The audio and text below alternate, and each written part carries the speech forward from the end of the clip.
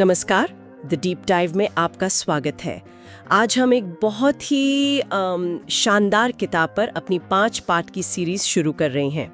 किताब का नाम है द साइकोलॉजी ऑफ मनी और इसे लिखा है मॉर्गन हाउसल ने। और ये एक ऐसी किताब है जो पैसों को देखने का आपका नजरिया पूरी तरह बदल सकती है। अगले कुछ हफ्तों में हम इसके हर हिस्से पर गहराई से बात करेंगे, उसके पीछे की जो सोच है उसको समझने की कोशिश करेंगे। हाँ, लेकिन एक जरूरी बात पहले ही साफ कर देते हैं। ये चर्चा किताब का कोई शॉर्टकट या कह सकते हैं रिप्लेसमेंट नहीं है। ये उसे बेहतर ढंग से समझने में एक साथी की तरह है। हम तो यही कहेंगे कि हर किसी को ये किताब पूरी जरूर पढ़नी चाहिए। बिल्कुल। तो आज पार्ट 1 में हम इस किताब की भूमिका यानी इंट्रोडक्शन और पहले 3 चैप्टर्स पर बात करेंगे। कौन कौन से चैप्टर्स हैं? No one's crazy, luck and risk और नेवर इनफ। ये है कि पैसे के साथ आपका रिश्ता कैसा होगा, ये इस बात पर कम डिपेंड करता है कि आप कितने स्मार्ट हैं, और इस बात पर ज्यादा कि आपका व्यवहार कैसा है। ये फाइनेंस से ज्यादा साइकोलॉजी का खेल है। आपने बिल्कुल सही पॉइंट पकड़ा। इसे लेखक एक सॉफ्ट स्किल कहते हैं और इसे सिखाना बहुत मुश्किल है। लेकिन इसके बिना आप चाहे कितने भी बड़े जीनियस हो, पैसों के मामले में फेल हो सकते हैं। बिल्कुल। और इस बात को समझाने के लिए किताब की शुरुआत ही 2 ऐसी कहानियों से होती है जो जमीन आसमान का फर्क दिखाती हैं। पहली कहानी एक टेक्नोलॉजी एग्जीक्यूटिव की है। ये आदमी सचमुच एक जीनियस था जिसने वाईफाई राउटर्स के कुछ बेहद जरूरी हिस्से डिजाइन किए थे और जाहिर है खूब पैसा कमाया। हाँ, लेकिन पैसों को लेकर उसका जो रवैया था वो बहुत अजीब था। अजीब से भी बढ़कर। वो अपनी जेब में कैश की मोटी मोटी गड्डियां लेकर घूमता था, लोगों पर पैसे उड़ाता था।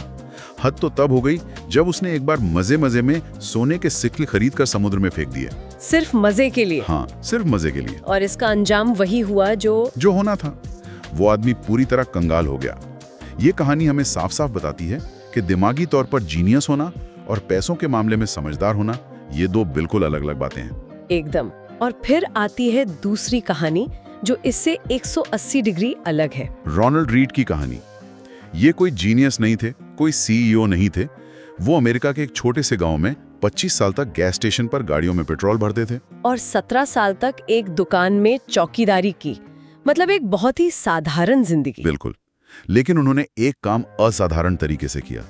अपनी छोटी सी कमाई से वो जितना भी बचा सकते थे उसे बचाते थे और चुपचाप ब्लू चिप स्टॉक्स में इन्वेस्ट करते रहते थे। और ये उन्होंने कुछ साल नहीं बल्कि दशकों तक किया। किसी को पता भी नहीं था। और जब 92 साल की उम्र में उनकी डेथ हुई तो पता चला कि उनके पास $8 मिलियन से ज्यादा की वेल्थ थी। $8 मिलियन, आज के हिसाब से लगभग 65 करोड़ रुपए। हाँ, और उन्होंने इसका बड़ा हिस्सा एक लोकल हॉस्पिटल और लाइब्रेरी को डोनेट कर दिया। ये बात हैरान कर देती है। एक तरफ हार्वर्ड से पढ़ा लिखा मेरिल लिंच का एग्जीक्यूटिव है रिचर्ड फुस्कॉन, जो 2008 के फाइनेंशियल क्राइसिस में दिवालिया हो गया, और दूसरे तरफ एक मामूली चौकीदार रोनाल्ड रीड जो करोड़पति बन गया। लेखक कहते हैं कि फाइनेंस दुनिया का शायद अकेला ऐसा फील्ड है जहां एक रोनाल्ड रीड एक रिचर्ड फुस्कॉन जैसे एक्सपर्ट को हरा सकता है। और यहीं से किताब का पहला बड़ा सबक निकलता है ना? बिल्कुल। हम पैसे को फिजिक्स की तरह ट्रीट करते हैं जहां नियम और फॉर्मूले होते हैं, लेकिन पैसा असल में साइकोलॉजी की तरह काम करता है। यहाँ डर, लालच, असुरक्षा, उम्मीदें और आपके पर्सनल अनुभव ज्यादा मायने रखते हैं। और ये बात मुझे सीधे पहले चैप्टर की याद दिलाती है जहाँ लेखक कहते हैं नो वंस क्रेजी, कोई पागल नहीं है। ये सुनने में थोड़ा अजीब लगता है। इसका क्या मतलब है? इसका मतलब है कि पैसों को लेकर हम जो भी फैसले लेते हैं वो हमें अपनी नजर में बिल्कुल लॉजिकल लगते हैं। हो सकता है वो किसी और को या किसी स्प्रेडशीट पर पागलपन लगे, लेकिन हमारे लिए वो सही होते हैं क्योंकि वो हमारे अपने अनुभवों से बने होते हैं। अच्छा, इसे किसी उदाहरण से समझते हैं। किताब में एक बहुत अच्छा उदाहरण है। सोचिए एक इंसान जो बहुत गरीबी में पला बड़ा है, जिसने अपने माँ बाप को रोज पैसों के लिए लड़ते देखा है। उसका रिस्क और रिवॉर्ड को देखने का नजरिया उस बच्चे से बिल्कुल अलग होगा जो एक अमीर बैंकर के घर पैदा हुआ है जिसने कभी पैसों की तंगी देखी ही नहीं। सही बात है। गरीब इंसान शायद छोटी छोटी बचत को ज्यादा महत्व देगा, जबकि अमीर का बच्चा शायद बड़े रिस्क लेने में ज्यादा कंफर्टेबल होगा। बिल्कुल। या फिर स्टॉक मार्केट का ही उदाहरण लें। जो इंसान 1970 में पैदा हुआ उसने अपनी टीनेज और 20s में S&P 500 को इन्फ्लेशन एडजस्ट करने के बाद भी 10 गुना बढ़ते ही देखा। तो उसके लिए शेयर बाजार पैसा बनाने की एक शानदार मशीन है। एग्जैक्टली लेकिन जो इंसान उससे 20 साल पहले 1950 में पैदा हुआ था, उसने अपनी टीनेज और 20s में मार्केट को लगभग फ्लैट देखा। उसके लिए स्टॉक्स में पैसा लगाना एक बेकार आइडिया हो सकता है। तो अब इन दोनों में से कौन पागल है? कोई नहीं, दोनों अपने अपने अनुभवों के हिसाब से सोच रहे हैं।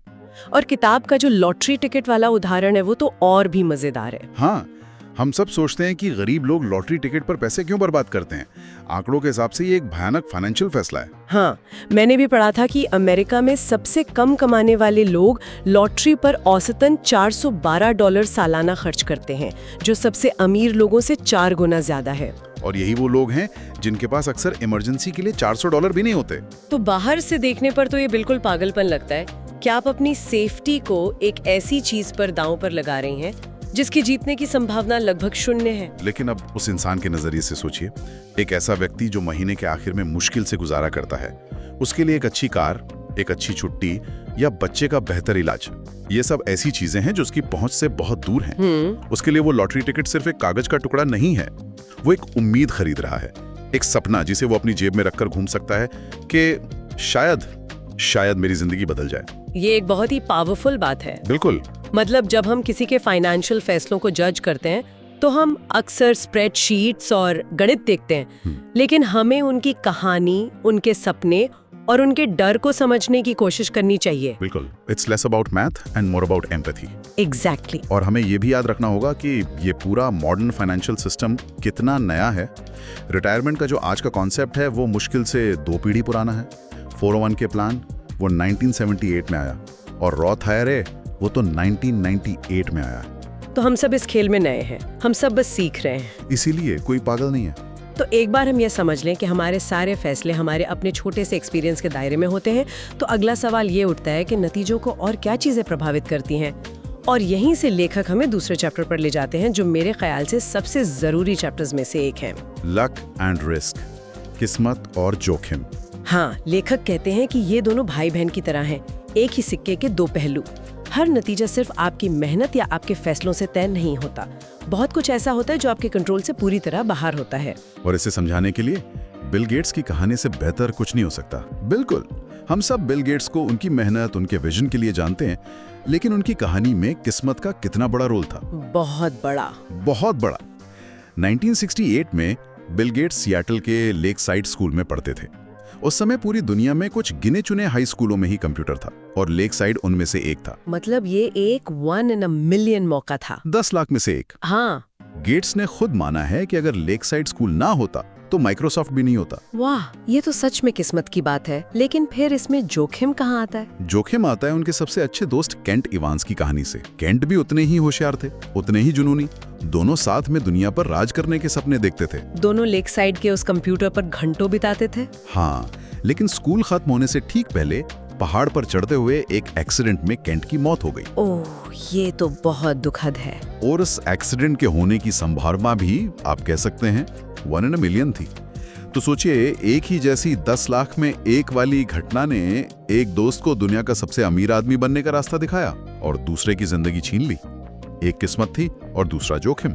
और यहीं पर यह समझना मुश्किल हो जाता है कि किसी की सफलता के पीछे कितनी मेहनत थी और कितनी किस्मत, या किसी की असफलता के पीछे कितना खराब फैसला था और कितना बुरा जोखिम। बिल्कुल, हम अक्सर सफल लोगों को देखकर सोचते हैं कि उन्होंने सब कुछ सही किया होगा और असफल लोगों को देखकर सोचते हैं कि उन्होंने जरूर कोई गलती की होगी, जबकि सच्चाई बीच में कहीं होती है।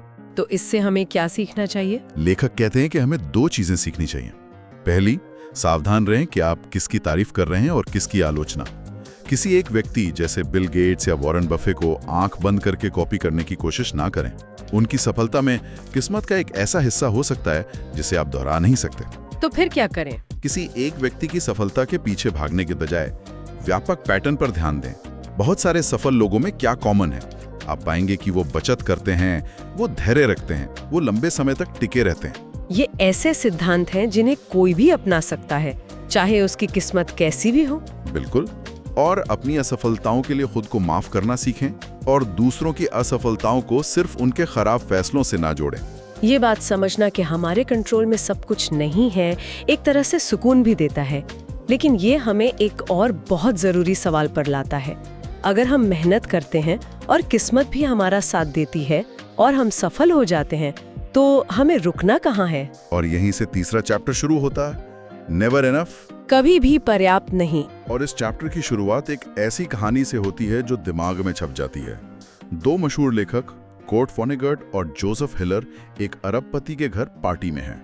वॉनेगट अपने दोस्त हिलर से मजाक में कहते हैं, सोचो इस पार्टी का जो मेजबान है वो एक दिन में उतना कमा लेता है जितना तुमने अपनी सबसे फेमस किताब कैच 22 से आज तक नहीं कमाया। इस पर तो किसी का भी दिल बैठ सकता है। हिलर ने क्या जवाब दिया? हिलर ने जो जवाब दिया वही इस चैप्टर का सार है। उन्होंने कहा, हाँ ये सच है, लेकिन मेरे पास कुछ ऐसा है जो उसके पास कभी नहीं होगा। वॉनेगट ने पूछा, क्या? हिलर ने कहा, इनफ। इनफ यानी बस, इतना काफी है। Wow, that's powerful. मेरे पास इनफ है। ये आज की दुनिया में सोचना भी मुश्किल है, जहां हर कोई और के पीछे भाग रहा है। बिल्कुल। लेखक कहते हैं कि सबसे मुश्किल फाइनेंशियल स्किल है गोल पोस्ट को आगे खिसकने से रोकना। जब आपकी उम्मीदें आपके नतीजों से ज्यादा तेजी से बढ़ती हैं, तो आपको हमेशा लगता है कि आप पीछे रह गए हैं, भले ही आप पहले से बहुत बेहतर कर रहे हो। हाँ? और इसका सबसे बड़ा कारण है सोशल कंपैरिजन, दूसरों से अपनी तुलना करना। रजत गुप्ता की कहानी सुनकर मुझे हैरानी होती है। एक आदमी जो कोलकाता के एक अनाथालय से निकलकर दुनिया की सबसे बड़ी कंसल्टिंग फर्म मैकेंजी का सीईओ बना, जिसके पास $100 मिलियन यानी 800 करोड़ रुपए से ज्यादा थे। उसे और क्या चाहिए था? यही तो सवाल है। उन्हें सिर्फ करोड़पति नहीं रहना था, उन्हें अरबपति बनना था। वो गोल्डमैन सैक्स के बोर्ड में थे, जहां वो अपने से भी ज्यादा अमीर लोगों को देखते थे। वो उस दौड़ में शामिल हो गए और उस और की चाहत में उन्होंने इनसाइडर ट्रेडिंग जैसा जुर्म किया। उन्होंने अपनी इज्जत, अपनी आजादी, अपना करियर सब कुछ दांव पर लगा दिया। और ये कहानी हमें क्या सिखाती है? उन्होंने वो चीज जोखिम में डाली जो उनके पास थी और जिसकी उन्हें जरूरत थी, उस चीज के लिए जो उनके पास नहीं थी और जिसकी उन्हें जरूरत भी नहीं थी। बिल्कुल। तो इस चैप्टर के 3 बड़े सबक हैं। पहला, सोशल कंपैरिजन का जहर। आपसे अमीर, आपसे कामयाब कोई ना कोई हमेशा रहेगा। ये एक ऐसी दौड़ है जिसे आप कभी जीत नहीं सकते। और जीतने का एकमात्र तरीका है कि इस दौड़ में हिस्सा ही ना लिया जाए। ये कहना आसान है पर करना बहुत मुश्किल, खासकर आज के सोशल मीडिया के जमाने में। मुश्किल है, लेकिन नामुमकिन नहीं। दूसरा सबक है कि इनफ का मतलब कम में गुजारा करना नहीं है। इसका मतलब ये समझना है कि और की भूख आपको पछतावे की तरफ ले जाएगी। और तीसरा सबसे जरूरी सबक, कुछ चीजें ऐसी होती हैं जिनकी कोई कीमत नहीं होती और जिन्हें कभी दांव पर नहीं लगाना चाहिए। आपकी इज्जत, आपकी आजादी, आपका परिवार, आपके दोस्त और आपकी खुशी, ये वो असली दौलत है। और ये जानना कि आपके पास कब इनफ है, इस असली दौलत को बचाने की चाबी है। तो आज की हमारी चर्चा को अगर समेटें तो हमने 3 बहुत बड़ी बातें सीखी। पहली, पैसों को लेकर हम जो भी फैसले लेते हैं वो हमारे अनुभवों की देन है, इसलिए हमें दूसरों को जज करने से पहले समझना चाहिए कि कोई पागल नहीं है चाहिए। और तीसरी, सबसे जरूरी बात, और की दौड़ में शामिल होने से बचें। सामाजिक तुलना से खुद को बचाएं और ये पहचानें कि आपके लिए इनफ यानी पर्याप्त का क्या मतलब है, क्योंकि असली दौलत वो है जिसे पैसे से खरीदा नहीं जा सकता। और जाते जाते एक विचार छोड़कर जाता हूँ। किताब में बताया गया है कि मॉडर्न फाइनेंस कितना नया है। सोचिए, कुत्तों को हमने लगभग 10,000 साल पहले पालतू बनाया था, लेकिन आज भी उनमें अपनी पुरानी जंगली आदतें बाकी हैं। और हम इंसान जो लाखों साल पुराने दिमाग के साथ जी रहे हैं, वो सिर्फ पिछले 50-60 सालों से क्रेडिट कार्ड, 401k और वेंचर कैपिटल जैसी चीजों से डील कर रहे हैं। ये सोचने वाली बात है। हम अपने उस पुराने इमोशनल दिमाग से ये उम्मीद कैसे कर सकते हैं कि वो इस नए और जटिल फाइनेंशियल सिस्टम में हमेशा एकदम तर्क संगत यानी रैशनल फैसले लेगा? शायद नहीं ले सकता। और ये समझना ही एक बेहतर निवेशक बनने की तरफ पहला कदम है। बिल्कुल। अगले हफ्ते पार्ट 2 में हम कंपाउंडिंग की अद्भुत शक्ति और अमीर बनने बनाम अमीर बने रहने के बीच के जरूरी फर्क पर बात करेंगे। जुड़ने के लिए धन्यवाद। मिलते हैं अगले हफ्ते।